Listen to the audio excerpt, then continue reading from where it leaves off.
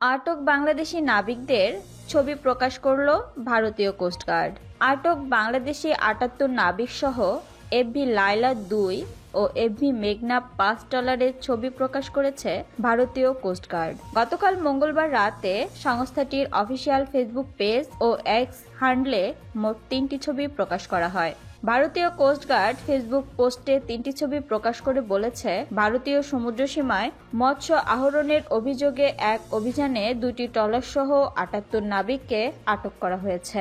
নাবিক সহ ট্রলার দুটি প্যারাদ্বীপের কাছে নেওয়া হয়েছে।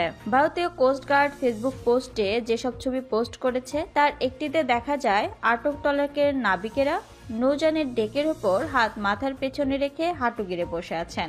সেখানে নাবিকদের পেছনে দাঁড়িয়ে থাকতে দেখা যায় ভারতীয় কোস্টগার্ডের সদস্যদের। আরেকটি ছবিতে দেখা যায় সাগরে চলছে বাংলাদেশের ২টি ট্রলার। তৃতীয় ছবিতে ছিল জেটিতে ট্রলার দুটি নিয়ে আসার দৃশ্য।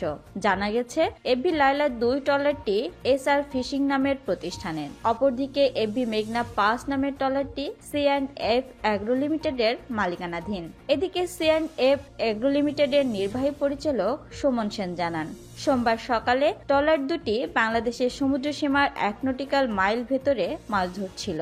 এ সময় ভারতীয় কোস্টগার্ড ট্রলার দুটি আটক করে নিয়ে যায়। যেহেতু ভারতীয় কোস্টগার্ড আটক করেছে বলে ফেসবুকে জানিয়েছে, তাই আইনি প্রক্রিয়ায় যাতে উদ্ধার করা যায় সেজন্য বাংলাদেশ সরকারের সংশ্লিষ্ট পক্ষকে জানিয়েছেন তারা। প্রসঙ্গত, গত সোমবার বাংলাদেশের সমুদ্রসীমার শেষ প্রান্তে মাছ আহরণের সময় ৭৮ নাবিক সহ বাংলাদেশের ২টি ট্রলার জব্দ করে নিয়ে যায় ভারতীয় কোস্টগার্ড।